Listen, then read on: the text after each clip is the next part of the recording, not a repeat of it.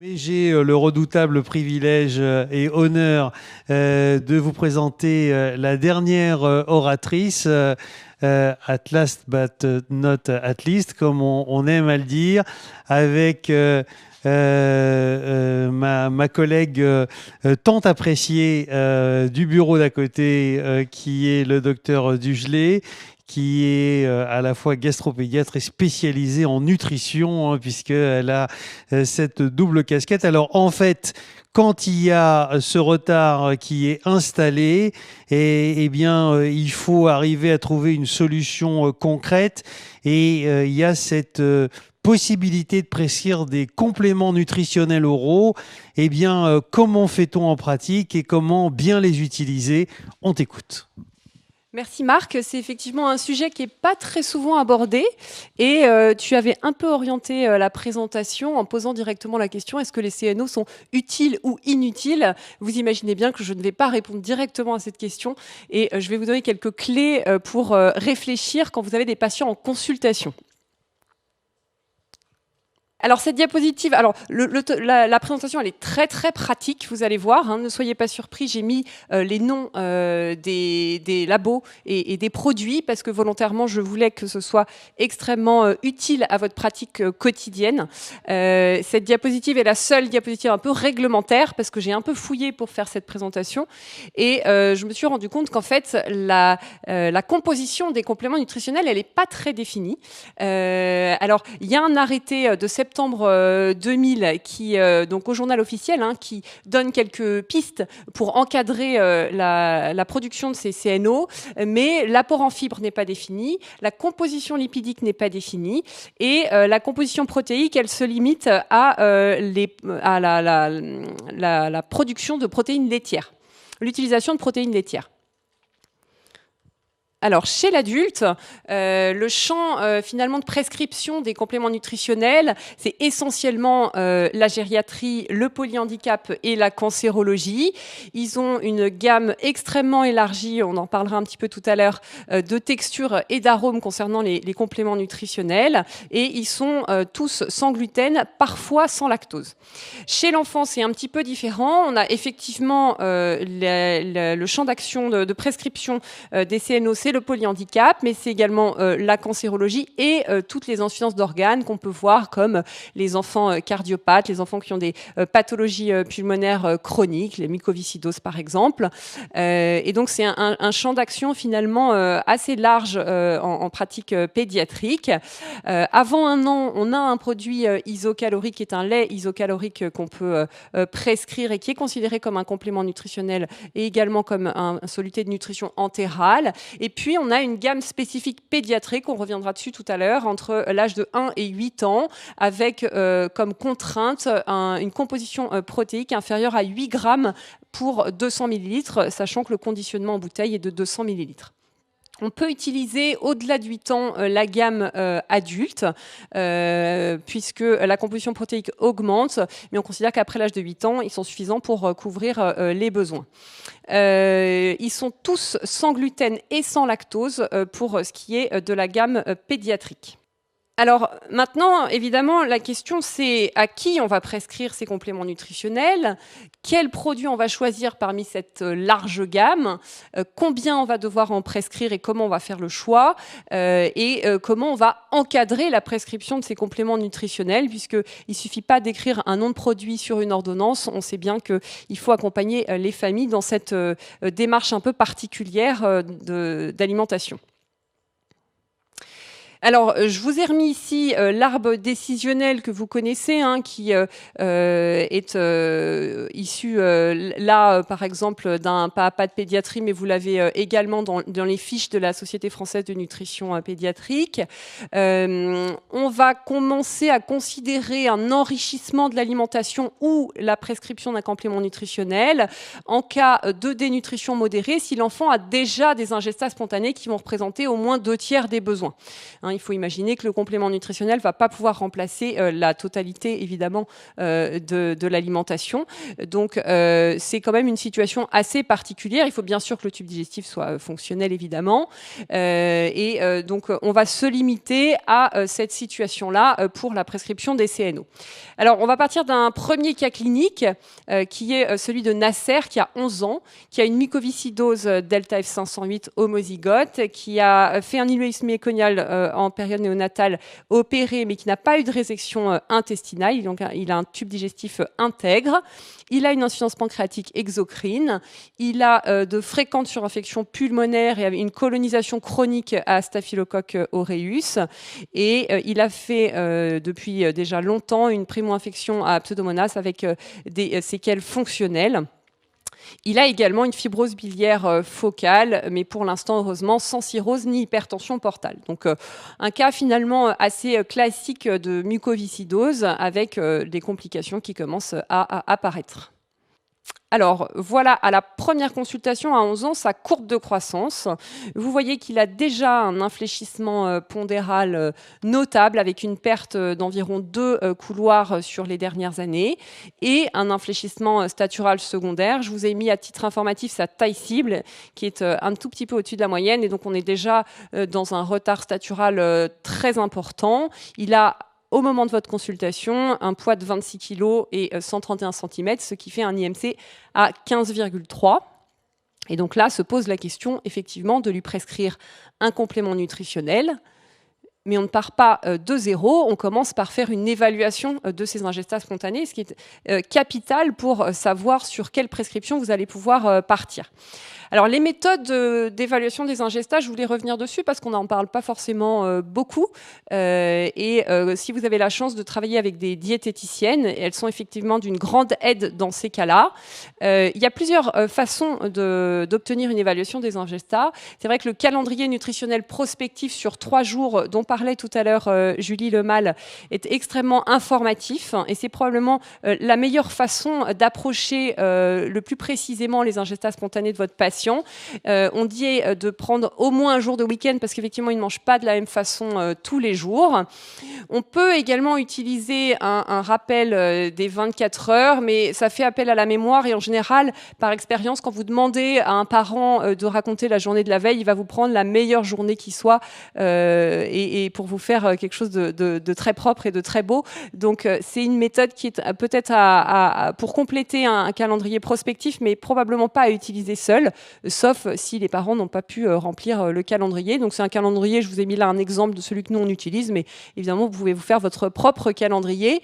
Attention de bien noter un certain nombre de choses qu'on oublie de demander ou que les parents oublient de noter surtout sur leur calendrier, à savoir l'ajout des matières grasses et la quantité utilisée, le sel, la sauce, les boissons, et puis également les encas ou les grignotages qui peuvent avoir lieu aux différents moments de la journée. Donc très important cette évaluation des ingestats pour savoir à peu près d'où on part. Alors pour Nasser, il avait une évaluation qui était d'environ 2100 kilocalories, alors que si on considère qu'il a une dépense énergétique relativement importante du fait aussi de sa mucoviscidose active, on estimait ses besoins à environ 2700 calories, ce qui fait un déficit calorique d'environ 600 calories, ce qui n'est pas négligeable et ce qui correspond à peu près à 2 compléments nutritionnels. On va revenir dessus tout à l'heure. Alors, c'est une diapositive sur laquelle j'espère qu'on pourra discuter à la fin de cette présentation. C'est la question qu'on nous pose souvent. Est-ce qu'il vaut mieux prescrire un complément nutritionnel ou est-ce qu'il vaut mieux enrichir l'alimentation ? Alors, il n'y a pas de réponse toute faite. Il y a quand même quelques arguments pour l'un ou pour l'autre. Les compléments nutritionnels sont quand même très simples d'utilisation avec un faible risque d'erreur, si vous respectez un petit peu les recommandations de prescription, mais il n'y a pas d'erreur de reconstitution possible. Il y a un temps de préparation qui est réduit, c'est assez simple d'ouvrir une bouteille de complément nutritionnel, et peut-être l'argument je trouve, le plus fort, c'est qu'il y a un conditionnement adapté au fractionnement, puisqu'il y a un certain nombre de patients, et je pense notamment, par exemple, aux patients qui ont un syndrome de grêle-court, on en parlera tout à l'heure, où on recommande un fractionnement dans la journée. Et le conditionnement en petites bouteilles, vous avez des bouteilles de 125 ou des bouteilles de 200 millilitres, il est assez adapté finalement à ce fractionnement, puisque c'est un peu difficile de dire aux parents de préparer en urgence un plat de pâtes enrichies quand on est entre deux repas. Et c'est relativement simple d'utiliser ces compléments. En revanche, les compléments nutritionnels à prendre tous les jours, il y a quand même un risque de lassitude. Et on verra tout à l'heure qu'il faut essayer de varier un petit peu les textures et les arômes pour favoriser l'observance. Il y a aussi un risque d'intolérance glucidique avec certains compléments nutritionnels et notamment les jus qui sont essentiellement à base de glucides. Et il y a aussi un risque de baisse des ingestats spontanés quand les enfants ont cette solution de facilité de prendre des compléments nutritionnels et qu'en plus ils aiment ça, il peut y avoir une baisse de leurs ingestats variés. Alors pour l'enrichissement, effectivement, c'est plus varié, c'est plus physiologique. Il y a un réel gain, même d'investissement parental à préparer de l'alimentation entre guillemets dite normale et non pas artificielle ou forcée comme on peut l'entendre parfois. Il faut aussi savoir, et ça c'est spécifiquement dans la mucoviscidose, il y a une Cochrane qui montrait qu'il y avait une efficacité égale finalement de l'enrichissement ou de l'utilisation de compléments nutritionnels spécifiquement dans la mucoviscidose en cas de dénutrition modérée. Donc l'enrichissement a une place. En revanche, il est très difficile par expérience d'obtenir un apport calorique important avec un enrichissement seul. Et en discutant avec certaines diététiciennes avec qui je travaille, c'est vrai qu'au-delà de 300 kilocalories de déficit, il va être difficile d'atteindre l'objectif avec un enrichissement seul. Et les compléments ont là un peu plus d'intérêt. Et puis, il y a aussi un temps de préparation allongé. Et c'est vrai qu'on est dans une société maintenant où certaines familles n'ont pas forcément beaucoup de temps pour préparer les repas. Il faut aussi s'adapter aux patients qui sont en face de nous et aux familles en fonction de leur organisation propre. Et ce temps de préparation en cas d'enrichissement peut être assez difficile. On peut aussi avoir des familles avec plusieurs enfants où il est difficile de demander à des parents de faire des régimes différents en fonction des enfants. Donc ça, c'est quand même un vrai frein à l'enrichissement. Voilà, c'est un petit peu les clés pour réfléchir à l'utilisation d'un complément ou à préférer un enrichissement. Donc pour Nasser, on avait quand même 600 calories de déficit. Dans la recommandation EBSGAN concernant les compléments nutritionnels, il est indiqué que l'on peut avoir recours à des compléments quand l'enrichissement justement couplé à l'utilisation d'enzymes pancréatiques optimisées ne permet pas une bonne croissance. Donc, on a le droit d'utiliser des compléments nutritionnels à bon escient. Et bien sûr, il faut réévaluer le patient pour vérifier qu'on ne s'est pas trompé dans la prescription en termes de quantité et puis surtout vérifier l'observance. Donc les 600 kilocalories de déficit chez Nasser, on va utiliser 2 compléments nutritionnels, puisque chaque complément nutritionnel va pouvoir lui apporter 300 kilocalories. Je vous donnerai tout à l'heure, dans la diapositive suivante, des exemples de prescription. Donc on va s'adapter à ses goûts, à l'équilibre initial des ingestats spontanés, et on va plutôt privilégier des compléments nutritionnels lactés plus que des jus parce qu'il a une mucoviscidose et que, je vous ai dit tout à l'heure, que les jus sont essentiellement glucidiques et peuvent entraîner un risque d'intolérance. Puisqu'on va prescrire 2 compléments, proposer plutôt des types de textures un peu variées, à boire ou en crème par exemple, mais il y a aussi des yaourts à boire, etc., pour justement favoriser l'observance et éviter la lassitude dont on parlait tout à l'heure. On va donc chercher à définir ses besoins spécifiques. On veut un produit hyper énergétique, normoprotidique, il n'a pas de raison d'avoir un enrichissement en protéines, et riche en fibres. On pourrait utiliser la gamme pédiatrique qui malheureusement n'est pas remboursée. Je vous ai mis ici les trois grands principaux en fait, types de compléments nutritionnels qui proviennent de deux laboratoires, Nutricia et Fresenius Kabi. Alors, par exemple, chez Nutricia, vous avez le Nutrinit Drink multifibre. Donc, vous voyez qu'ils sont tous à 200 ml pour 300 calories, avec des apports protidiques, je vous l'ai dit tout à l'heure, pour la gamme pédiatrique, qui doivent être inférieurs à 8 grammes par bouteille, donc par 200 millilitres. Des apports glucidiques qui sont sensiblement les mêmes pour les trois produits. Des arômes variés. Alors, pour le Nutrinit Drink Smoothie, qui est celui du bas, vous avez des goûts plus acidulés qui ont justement été développés pour favoriser l'observance. En revanche, il y a une osmolarité bien supérieure de ce produit et qui peut entraîner parfois une intolérance digestive sous forme de diarrhée. Donc, on pourrait utiliser cette gamme-là et lui proposer deux types de compléments nutritionnels. Alors, on peut lui faire goûter aussi les produits pour définir un petit peu ses goûts et puis surtout le revoir assez précocement pour vérifier l'observance. On peut également, puisqu'il a 11 ans, utiliser une gamme adulte. Et donc là, je vous ai mis un produit par, selon ses besoins spécifiques, par laboratoire. Vous avez chez Fresenius Kabi, par exemple, le Fresenius Energy Fibre Drink, qui est un produit donc lacté, hyper calorique avec 1,5 kcal par millilitre. Toujours pareil, 200 millilitres, 300 calories. Et puis, donc, un apport en protéines un petit peu plus élevé et 4 grammes de fibres. Vous avez le produit sensiblement identique chez Nutricia, qui est le Fortimel Energy Multifibre. Même chose, hypercalorique, avec 300 calories par bouteille, 12 grammes de protéines et sensiblement la même dose de fibres, un petit peu inférieure à 5 grammes. Et puis chez Nestlé, vous avez un produit qui est là plus hypercalorique. Il est à 2 calories par millilitre, donc 400 kilocalories. C'est le Clinutren Energy Fibre, avec un petit peu plus de protéines, mais ramené aux 100 millilitres, c'est la même chose, et 5 grammes de fibres. Donc vous avez quand même une large gamme de produits que vous pouvez prescrire. On est parti là sur un produit lacté. C'est pour ça que je vous ai mis essentiellement les produits lactés qui se valent entre les différents laboratoires. Mais ça laisse quand même un champ d'action, notamment concernant les arômes, pour lui produire des choses variées et éventuellement revoir votre prescription si elle n'est pas suffisamment suivie. Et voilà l'évolution de la courbe staturopondérale de Nasser après l'introduction de ces compléments nutritionnels. Donc, il a une reprise pondérale effectivement très nette et une amorce de reprise staturale. Donc, on espère qu'il arrivera à se rapprocher le plus possible de sa taille cible. Alors, je vous disais tout à l'heure qu'il faut encadrer la prescription des compléments nutritionnels et pas laisser les parents libres avec cette prescription, même si ce n'est pas un médicament, il faut quand même conseiller les parents parce que les compléments nutritionnels ne doivent pas remplacer les repas. Et c'est probablement le message le plus important de cette présentation parce que, encore une fois, c'est une solution un peu de facilité et il faut absolument pas bouleverser la diversification et la variété alimentaire de ces patients.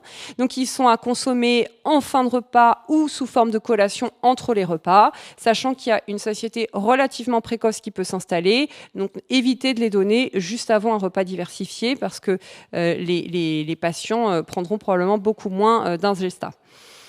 On peut fractionner la prise aussi pour favoriser l'observance parce qu'il est très difficile. Je ne sais pas si certains d'entre vous ont fait des tests et ont goûté les produits, mais je vous invite à goûter les produits, les compléments nutritionnels.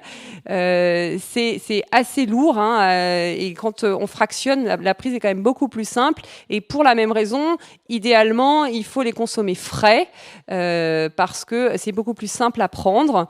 Vous pouvez tiédir en revanche certains arômes, notamment le chocolat par exemple, pour le petit déjeuner. Ça se fait assez bien.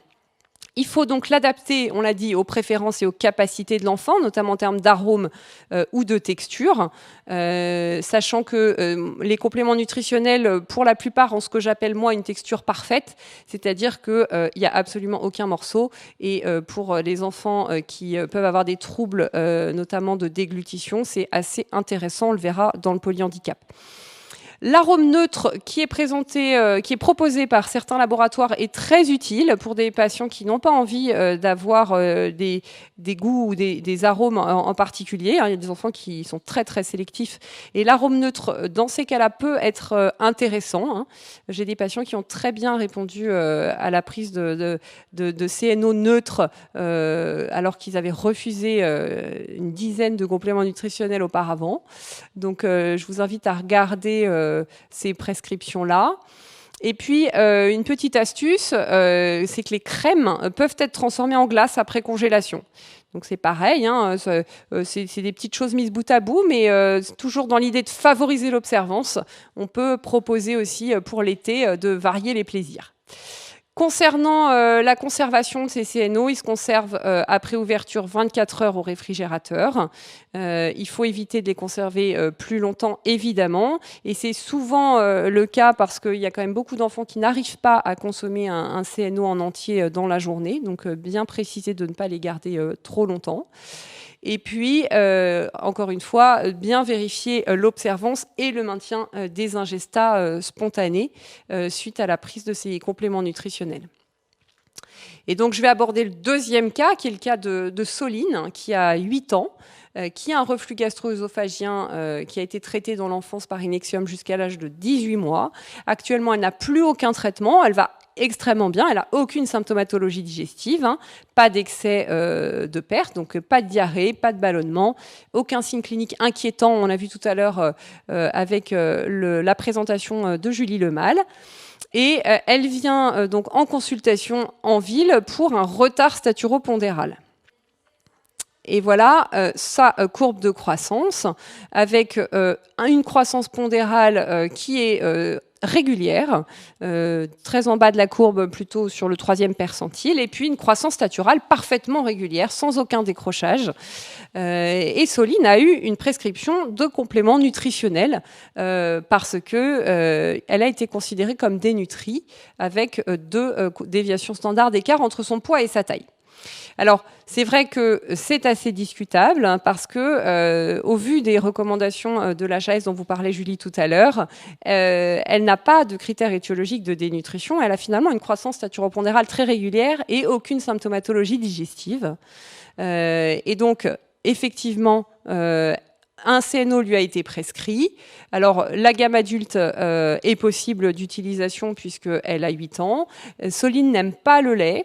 Et donc, les besoins théoriques estimés étaient d'environ 1800 kilocalories à son âge et son apport énergétique actuel était plutôt aux alentours de 1550. Donc, il lui a été proposé un jus de type, donc là je vous mets par exemple le Fortimel Juicy, mais il y en a d'autres, il y a le Clinutren Fruit par exemple chez Nestlé, et donc vous avez ici toujours pareil, 200 ml, 300 calories, et vous voyez un taux glucidique très important de 67 grammes de glucides par bouteille. Pas de lipides, pas de fibres et très peu de protéines. Et vous revoyez Soline après cette prescription de compléments nutritionnels. Elle a une croissance pondérale qui, cette fois, est légèrement infléchie et on pourrait même penser que la croissance staturale commence à s'infléchir. Donc, c'est un peu la panique. Et la première question qu'on pose, c'est est-ce qu'elle prend bien les compléments nutritionnels ? Oui. Elle adore les compléments nutritionnels, elle adore le jus et elle finalement après interrogatoire et reprise du calendrier nutritionnel, elle a en fait une baisse très significative de ses ingestats spontanés. Donc on est typiquement dans la situation dont je vous parlais tout à l'heure, où les compléments nutritionnels ont finalement fini par remplacer ces repas et ces ingestats. Et c'est effectivement le cas qu'on ne voudrait pas voir, parce que quand on revoit la courbe initiale, elle n'avait probablement pas besoin de compléments nutritionnels puisqu'elle avait une croissance staturopondérale conservée et ce qu'on pourrait appeler une maigreur constitutionnelle.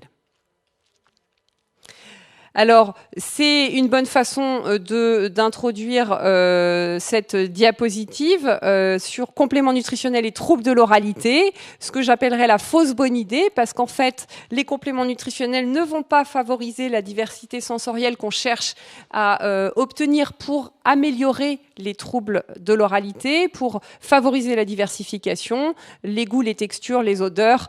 Le complément nutritionnel est assez monoaliment et c'est probablement pas ça qui va permettre de progresser dans la prise en charge des troubles de l'oralité.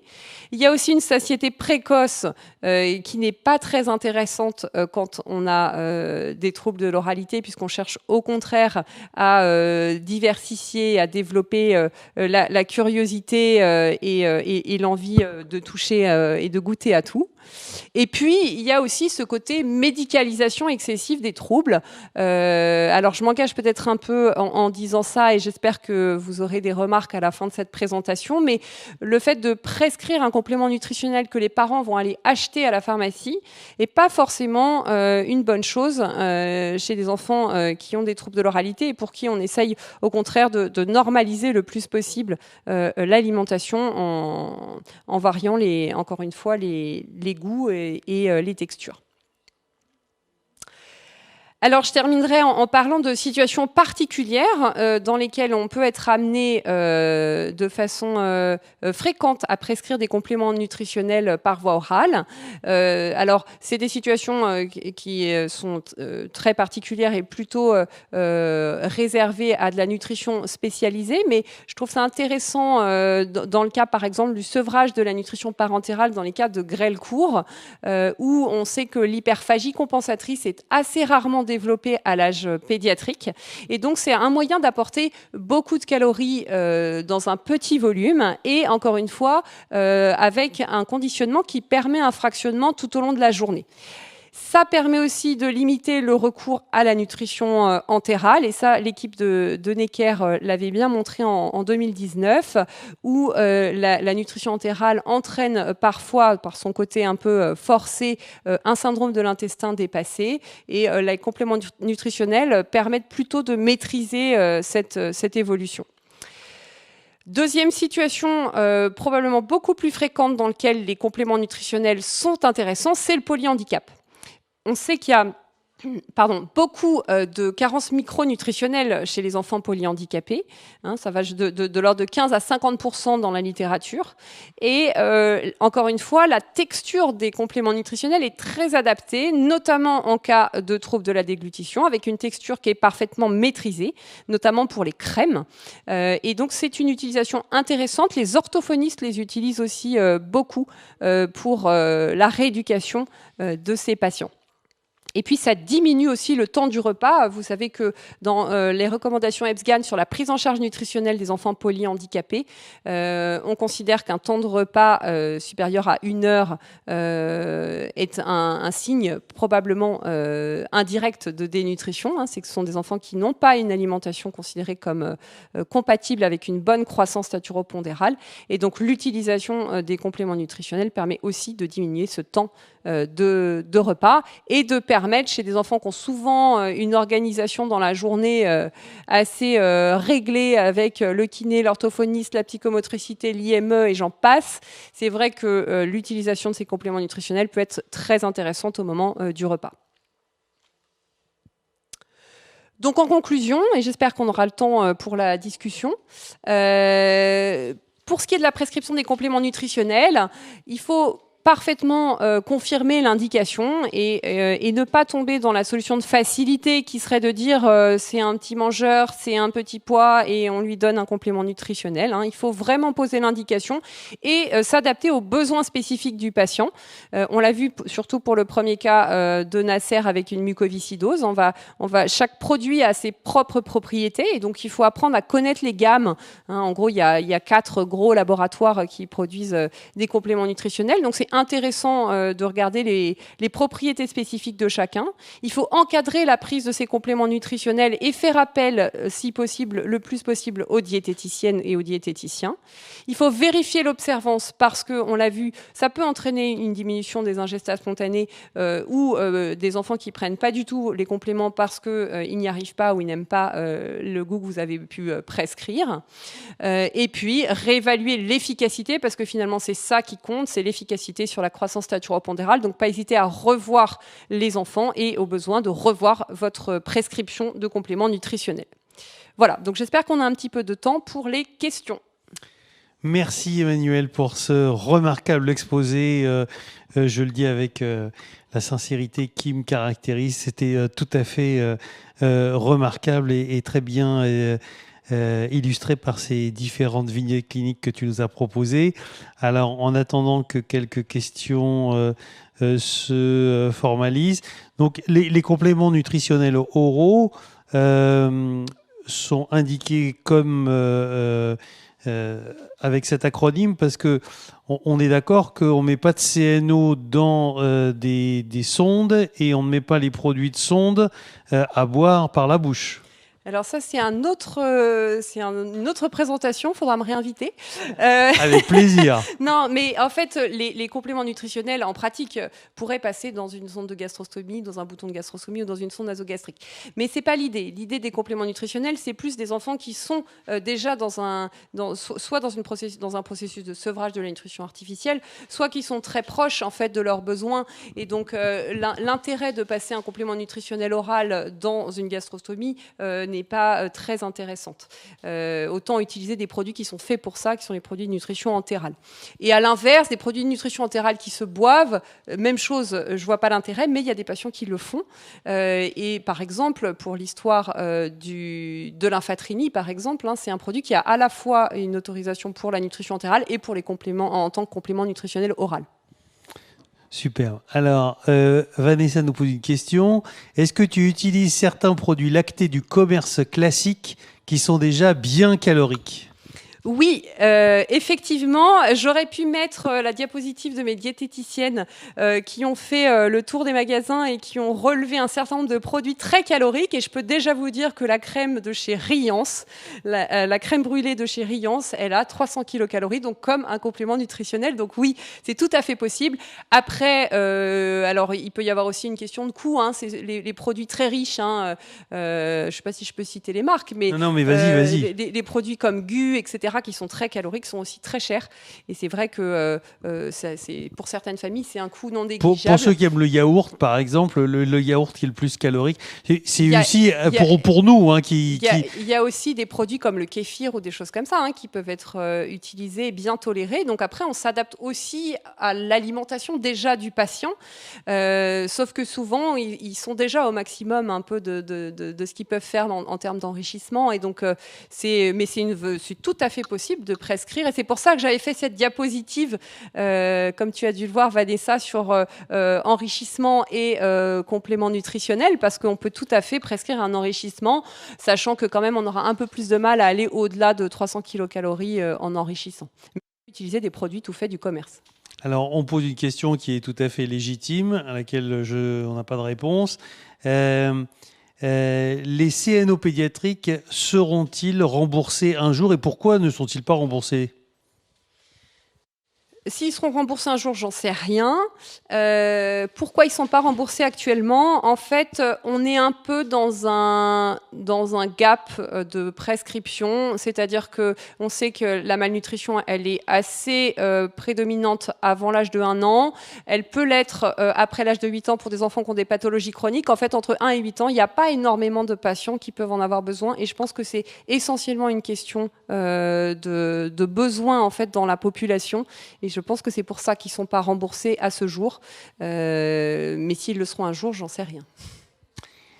Dans la maigreur... Sachant, si je peux me permettre, qu'on peut quand même prescrire dans certains cas, et encore une fois encadrer avec les conseils d'un diététicien, la gamme pédiatrique avant l'âge de 8 ans, même si ce n'est pas fait pour.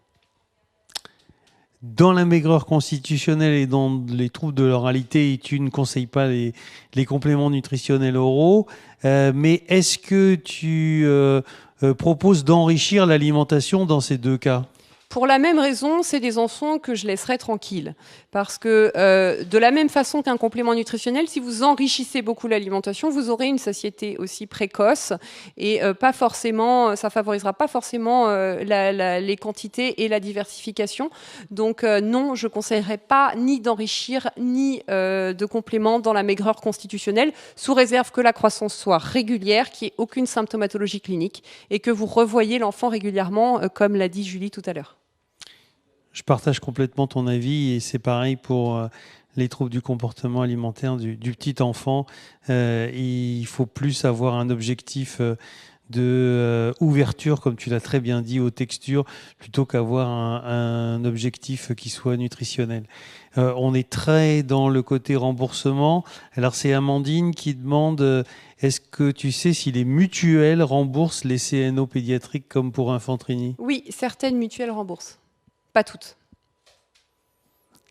Très bien. Est-ce qu'il y aurait d'autres questions? En tout cas, je pense que tous les messages sont super bien passés. On termine juste à l'heure, un tout petit peu en retard. J'espère que vous avez pris autant de plaisir que nous de partager, d'échanger dans ce congrès qui s'appelle Échange. J'espère que nous serons bientôt en virtuel. Notre prochaine date de réunion qui sera à la fois virtuelle et à la fois en présentiel avec une jauge qui sera prédéfinie. C'est pour le 23 et 24 septembre à Carcassonne où le GFH-GNP se réunira avec un très très beau programme et où nous vous attendons nombreux et nombreux à la fois en virtuel et à la fois en présentiel. L'intérêt du virtuel, c'est les replays. Et donc, sachez que tout ce que vous avez entendu, vous pourrez le revisionner en replay. Et ne gâchez pas cette opportunité que vous avez, car toute notre équipe technique que nous félicitons par la même, qui a magistralement coordonné toute cette journée, va faire en sorte de mettre à disposition tous les messages passionnants qui ont été évoqués. Donc je tiens à remercier tous les oratrices et les orateurs qui ont été à la fois remarquables, pertinents, percutants, incisifs dans les messages. C'était véritablement pour nous un bonheur de les écouter. On remercie aussi les sponsors qui nous ont aidés à construire ce beau studio, à savoir Hadar, Novalac, Nestlé. Et j'espère que là aussi, ils seront encore plus nombreux la prochaine fois. Je vous rappelle que si vous avez des questions à poser, c'est toujours possible et vous aurez des réponses complètement adaptées, référencées avec un grade de recommandation sur crossdoc.fr. Utilisez et réutilisez cette plateforme que nous avons créée pour vous et rien que pour vous dans l'objectif d'une meilleure prise en charge des enfants. Mais enfin, quand je regarde tout ce qui a été dit comme commentaire, je suis assez rassuré pour les familles et pour les petits patients, car toutes les questions étaient aussi pertinentes que les topos que nous avons entendus. Je vous dis sans tarder à très bientôt, portez-vous bien et j'ai hâte qu'on se revoie à nouveau. Merci Marc. Au revoir.